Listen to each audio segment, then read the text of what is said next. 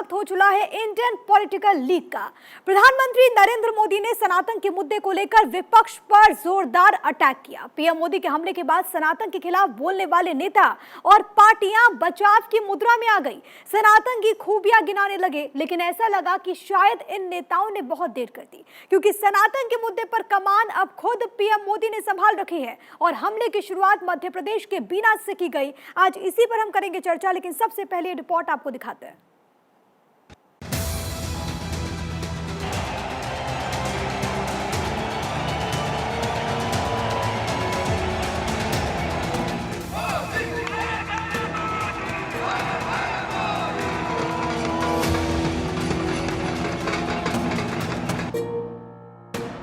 सनातन के मुद्दे पर पीएम मोदी मैदान में उतरे तो विपक्षी अपने स्टैंड से रोल बैक करने लगे। सनातन के मुद्दे पर कांग्रेस, सपा, डीएमके सभी पार्टियां बैकफुट पर आ गई। कल तक जो नेता सनातन को बीमारी कह रहे थे, समूल नष्ट करने की बात कह रहे थे, वे अचानक सनातन की प्राचीनता, व्यापकता, व्यावहारिकता गिनाने लगे।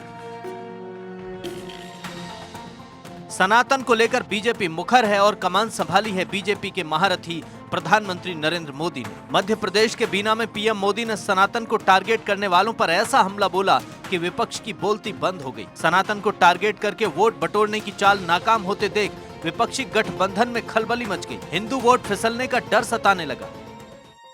असल में पीएम मोदी ने बीना की रैली में सबसे पहले इंडिया अलायंस को एक नया नाम दिया। उन्होंने इसे इंडिया अलायंस कहकर संबोधित किया। पीएम मोदी ने सनातन पर चोट करने वालों पर सीधा अटैक किया। उन्होंने कहा कि यहाँ कुछ दल ऐसे हैं जो देश और समाज को विभाजित करने में जुटे हैं।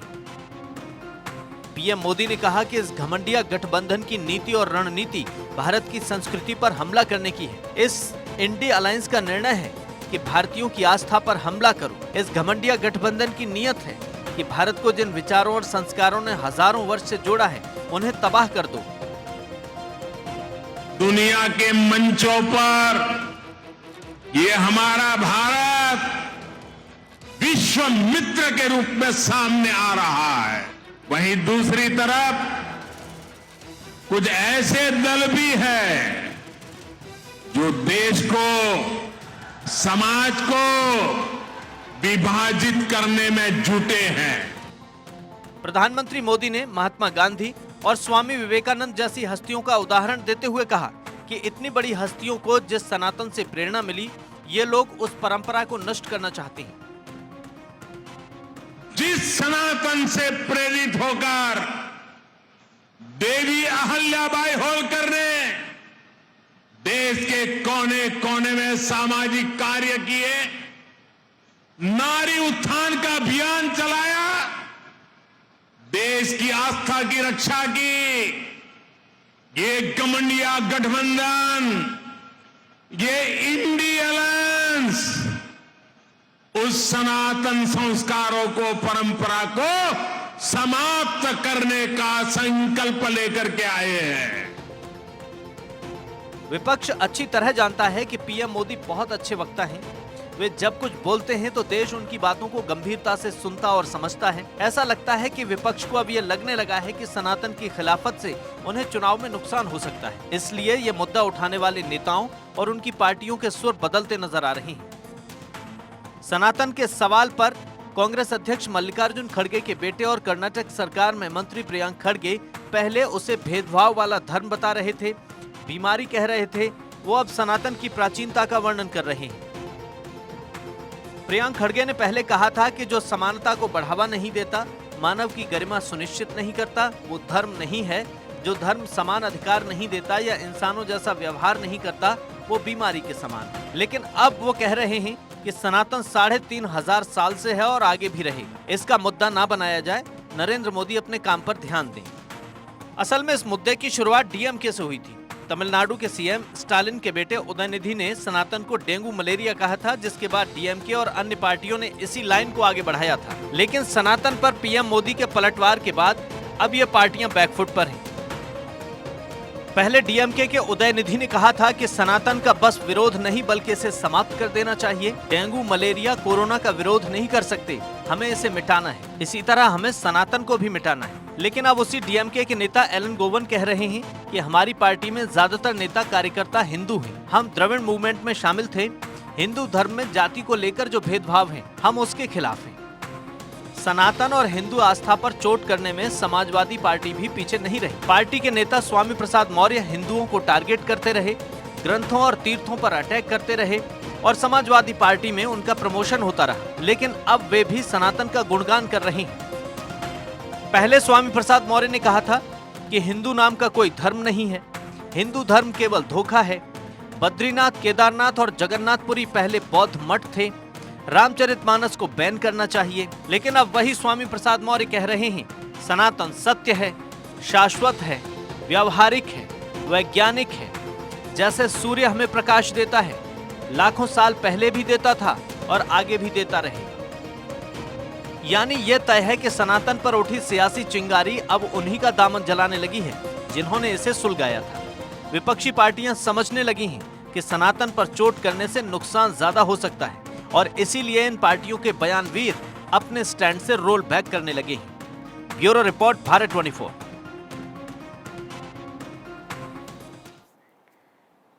तो प्रधानमंत्री नरेंद्र मोदी ने भी विपक्ष पर हमला बोल दिया और यह भी कह दिया कि INDIA का गठबंधन असल में सनातन के विरोध के लिए हुआ है। इसके बाद एक के बाद एक तमाम जो विपक्षी नेता हैं उनके बयान यहां पर बदलते हुए नजर आए। अब इसके क्या मायने हैं, यही समझते हैं। हमारे साथ इस वक्त कुछ खास मेहमान मौजूद है, परिचय करवा दूं। हमारे साथ इस वक्त मौजूद है आलोक वत्स, बीजेपी के नेता, रत्नाकर सिंह, कांग्रेस के नेता।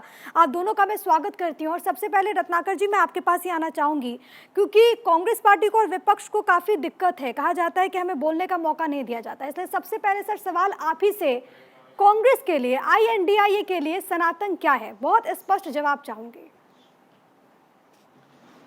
देखिए प्रिया जी, कांग्रेस पार्टी सनातन का पूरा सम्मान करती है। सनातन धर्म के जो चीजें हैं उसका पूरा सम्मान करती है। और प्रियंक खड़गे जी ने जो कहा वो सनातन धर्म में, हिंदू धर्म में जो जाति पाति, ऊंच नीच, समानता की बात और इंसानियत की बात कहना कोई सनातन धर्म का अपमान नहीं है। आज जो सनातन धर्म के अंदर जहाँ पे चर्चा का विषय होना चाहिए, उसको सुधारीकरण के लिए क्या क्या उसमें कुप्रथाएं हैं, कुरीतियां हैं, उनको दूर करने के लिए बात करना कोई गलत विषय नहीं है। इस पर निश्चित रूप से चर्चा करना चाहिए। हम धर्म का बिल्कुल सम्मान करते हैं। लेकिन रही भारतीय जनता पार्टी की, तो कहीं न कहीं भारतीय जनता पार्टी आज जो मुख्य मुद्दे देश में हैं उन मुद्दों से ध्यान भटकाने के लिए इनके तमाम मंत्री, तो प्रधानमंत्री स्वयं जो है इस तरह की चर्चाओं में इन्वॉल्व होते हैं और देश को गुमराह करने की कोशिश करते हैं। लेकिन रत्नाकर जी, आप कह रहे हैं कि प्रियंक खड़गे ने वर्ण व्यवस्था को लेकर कहा, भेदभाव को लेकर कहा। उनका बयान मैं आपको एक बार फिर से बता देती हूँ। उन्होंने पहले कहा कि जो समानता को बढ़ावा नहीं देता,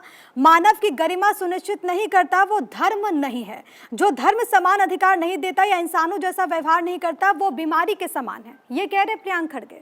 तो एक ही बताइए प्रिया जी, अगर धर्म में कोई भी सुधारीकरण की बात करना, उसकी कुरीतियों को दूर करना, उसकी कुप्रथाओं को दूर करना, जैसे पूर्ववत में भी हुआ है, बाल विवाह जैसे कुप्रथाएं, सती प्रथा जैसे कुप्रथाएं, ये हमारे ही धर्म में था ना। उनको दूर करने के लिए अगर चर्चा नहीं किया गया होता, उनको दूर नहीं किया गया होता, तो आज भी हम उन सब चीजों के भुक्तभोगी होते। कांग्रेस का स्टैंड क्लियर है, ठीक है, कांग्रेस का स्टैंड क्लियर है। लेकिन आपके INDIA ब्लॉक के नेता किस राह पर जा रहे हैं? क्यों सनातन धर्म की तुलना HIV एड्स से की जाती है, कोरोना से की जाती है, डायरिया से की जाती है, मलेरिया से की जाती है? क्यों? देखिए प्रिया जी, इसमें मैं स्पष्ट तौर से ये कहना चाहूंगा कि देखिए, सभी धर्मों की भावनाओं को सम्मान करना चाहिए और किसी अपने धर्म का सम्मान करिए। इसका ये मतलब नहीं है कि दूसरे के धर्म के का अपमान करना चाहिए। सभी की भावनाओं को सम्मान करना चाहिए और हम उस चीज बात का समर्थन बिल्कुल नहीं करते जो दूसरे धर्म के लोगों की भावनाओं को आहत करने का काम करते हैं। उसका समर्थन कांग्रेस पार्टी बिल्कुल नहीं करती है। लेकिन आज मुख्य मुद्दा, आप भी DMK के उदयनिधि स्टालिन के बयान का विरोध कर रहे हैं, ए राजा के बयान का विरोध कर रहे हैं। बिल्कुल उनके बयान का कोई समर्थन नहीं किया है कांग्रेस पार्टी में। आप उठाकर देख लीजिए, लेकिन खुलकर विरोध भी तो नहीं किया था ना। मैं लौट रही हूँ आपके पास। आलोक वत्स जी, मैं आपके पास आना चाहूंगी। वो तो कह रहे कि हमारा नेता तो वर्ण व्यवस्था के खिलाफ है। अब क्यों बीजेपी इसको मुद्दा बनाने में लगी हुई है? देखिए प्रिया जी, इस चीज को उछालने का काम INDIA के लोगों ने किया। इसकी शुरुआत बिहार से हुई, जहां चंद्रशेखर यादव नाम के इनके शिक्षा मंत्री ने रामचरितमानस पे अनर्गल बातें बोली। उसके बाद उस कड़ी में स्वामी प्रसाद मौर्य का नाम आया, जिन्होंने बार बार इस चीज को रामचरितमानस के पन्ने भी फाड़ दिए और उस पर अनेक तरह की अनर्गल बातें की। उसके बाद वहां से चल के ये साउथ पहुंचा, जहां उदयनिधि और स्टालिन, उसके बाद राजा चिदम्बरम के बेटे ने भी समय समय पर कहा, और कांग्रेस के वरिष्ठ नेताओं ने लंबी फहरिस्त है, समय समय पर हिंदू धर्म और हिंदू मान्यताओं के खिलाफ अनर्गल बातें बोली हैं। ये वोट बैंक की राजनीति करना चाहते हैं। ये चाहते हैं कि ये सब बातें करके हम एक विशिष्ट वर्ग को टारगेट करके अपने पाले में ले आए। देखिए, सबसे पहले मैं मेजर आशीष को अपनी विनम्र श्रद्धांजलि देता हूं। इन्हीं लोगों के बलिदान के कारण आज हम लोग इस आजाद भारत में बैठे हुए हैं और आप और हम एक चीज पर डिस्कशन के लिए तैयार हैं। इनके बलिदान को कभी भुलाया नहीं जा सकता। सर्वोच्च बलिदान है, देश के लिए आहुति देना गर्व की बात है। इनके परिवार को इस घड़ी में संबल दे प्रभु, इसकी मैं कामना करता हूं। और आगे बढ़ाते हुए देखिए, राजनीति में छोटी छोटी बातें भी बड़ा मायने रख जाती हैं। बार बार INDA के द्वारा सनातन धर्म पर अटैक, ये एक सेल्फ गोल की तरह हो गया इनके लिए। ये उससे वोट बटोरना चाहते हैं और इनका वोट उससे घटता चला जा रहा। इनको समझना चाहिए कि 82% आबादी के भावनाओं को आहत करके क्या इस देश में आप राजनीति में अपनी पैरें मजबूती से जमा सकेंगे? ठीक है, रत्नाकर जी से जवाब ले लेते हैं, बस वक्त की कमी है। रत्नाकर जी जवाब दीजिए, क्या ये सेल्फ गोल है? क्योंकि आपके INDIA के भी तमाम नेता हैं सर। अगर कांग्रेस पार्टी कह रही है कि हम तो सनातन के पक्ष में हैं, लेकिन बाकी के दल क्या कर रहे हैं? आप INDIA को लेकर क्या नैरेटिव सेट करना चाहते हैं? बिहार के शिक्षा मंत्री कहते हैं कि रामचरितमानस तो पोटेशियम साइनाइड की तरह है। प्रिया जी, समाज में अगर जाति पाति, ऊंच नीच, छुआछूत की वर्ण व्यवस्थाओं को अगर चर्चा करना अगर अपराध है, तो मैं समझता हूं कि यह गलत अवधारणा भारतीय जनता पार्टी बना रही है। समाज में किसी भी धर्म में सुधार के हमेशा गुंजाइश रहती है और उस गुंजाइशों को सतत जो है डिस्कशन करके और उसको जो कुप्रथाएं हैं उनको दूर करने का काम किया जाना चाहिए, मेरा यह मानना है। लेकिन भारतीय जनता पार्टी हमेशा इस पे राजनीति करती है। वो अपनी विफलताओं को छुपाने का काम जो है इस तरह के धर्म आधारित और ये धर्म आधारित जो बातें कर करके अपनी विफलताओं को छुपाने की कोशिश करती है। मैं आपको कुछ उदाहरण रत्नाकर जी, आप बहुत ज्ञानी व्यक्ति हैं, बस बहुत संक्षेप में इसका जवाब दीजिएगा। बहुत संक्षेप में क्या कॉलेज में सनातन धर्म के विरोध में अगर कोई कार्यक्रम आयोजन होता है तो उसके क्या मतलब है? बहुत संक्षेप में सर, फिर मैं ब्रेक के लिए रुकूंगी। प्रिया जी, मैं अपनी बातें पूरी कर लूं। मेरी बातें जो है वो अधूरी रह जाएंगी, क्योंकि जनता तक ये मैसेज पहुंचना चाहिए